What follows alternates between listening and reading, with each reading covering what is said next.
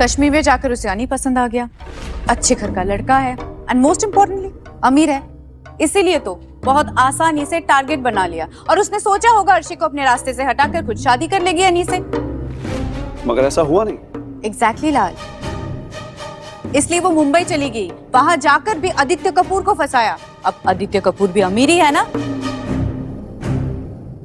लेकिन अफसोस इस बार भी लड़का उसके हाथ से निकल गया। और जैसे ही आदित्य कपूर को पता चला कि झनक प्रेग्नेंट है, उसने ये सारी स्कीम बनाई ताकि उसे बच्चे की जिम्मेदारी भी ना उठानी पड़े और उसका बच्चा भी पल जाए और वो खुद ऐशो आराम की जिंदगी जी सके। You are right. You are absolutely right. मुझे अब कोई शक नहीं है। और अब जहां बिपाशा लाल का तीर सही निशाने पर लगा तो है, तो सृष्टि को तो खुश होना ही है। उसके हिसाब की कहानी जो सुनने मिला है उसे, पर क्या दादी हैरान नहीं? सामने सामने इतनी नई कहानियां बिना कुछ जाने। ऐसा ही है ना विनायक? नहीं सृष्टि, मुझे नहीं लगता कि झनक ऐसा कुछ भी कर सकती है। हो सकता है उसे ट्यूमर हो, और ये भी बात सच है कि हम में से कोई नहीं जानता कि सच क्या है। लेकिन अगर मैं आप सबकी कहानी को सच मानूं तो जितना अनिरुद्ध को फंसाया जा रहा है, मुझे लगता है उतना ही झनक को भी फंसाया जा रहा है।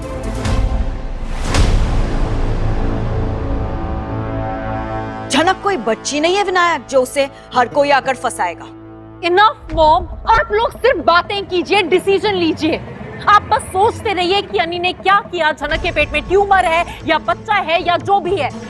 जब ये सारा ड्रामा खत्म हो जाए तो मुझे मेरे रूम से बुला लीजिएगा, मैं रूम में जा रही हूँ। अर्शी बेटा, अर्शी सुनो। Out of this. और अब जहां अर्शी तो गई अपने रूम में नाराज और दुखी होकर, ताजुब ये है कि अर्शी के दिल में क्या चल रहा है, इसे कैसे उसके ही माँ बाप को एहसास नहीं होता, कैसे किसी को फर्क नहीं पड़ता। क्या सृष्टि के लिए अपनी ही बेटी एक मोहरा है, अपने संतुष्टि के लिए तोड़ मड़ोड़ करते रहती है। देख रहे हैं ना आप लोग, क्या हाल बनाया आपने मेरी बेटी का। देखिए विनायक, अब मैं और नहीं सहूंगी, सीधा सीधा आपसे कह रही हूँ। उस आदित्य और झनक को जो करना है करने दीजिए, लेकिन मेरी बेटी को उसका हक वापस मिलना चाहिए। End of the story, that's all. Srishti aunty, देखिए काकू को हमने इन्फॉर्म कर दिया है, वो कुछ देर में ही आने ही वाले। आप प्लीज बैठ जाइए ना थोड़ी देर। हाँ सृष्टि, अब जो भी करेंगे ना वही करेंगे, आप प्लीज तब तक वेट कीजिए। वेट करने का टाइम नहीं है हमारे पास, जो करना है अभी करना है।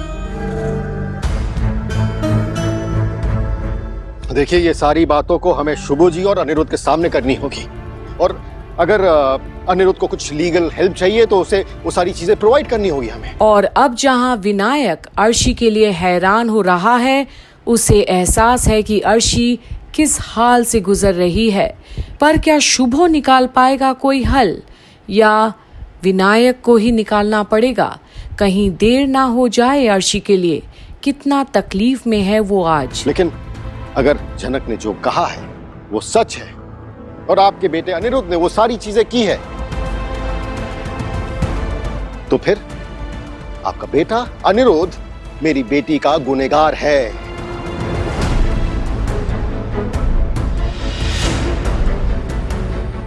लेकिन फिर झनक ने प्रेगनेंसी का नाटक किया और उसे ट्यूमर निकला, तो फिर उसे भी जवाब देना होगा कि उसने ये सब झूठ क्यों बोला। इनफैक्ट अनिरुद्ध को भी जवाब देना होगा और झनक को भी जवाब देना होगा। और आज पहली बार विनायक ने वो बात कही है जो सच हो सकता है और कायदे की भी है। और अब पहली बार दादी की सहमति दिखती है विनायक की बातों के प्रति। और अब आखिरकार झनक और अनी के बीच क्या है और दोनों कितना करीब रहे हैं? क्या हद से भी ज्यादा? क्या पति पत्नी की तरह संबंध बना है दोनों के बीच? ये सब अब एक सवाल बन गया है, ना कि बिपाशा लाल की मनगढ़ंत कहानियाँ। तो अब आगे अर्शी के लिए सृष्टि क्या फैसला लेगी और बोस परिवार क्या करेगा, ये देखना ना भूलिएगा यहीं कंप्लीट बॉलीवुड पर, जहां हम आपके लिए ला रहे हैं झनक की सारी आज की अपडेट्स, क्योंकि जीवन में किसी को परखने का नहीं बल्कि हमेशा समझने का प्रयास करना चाहिए।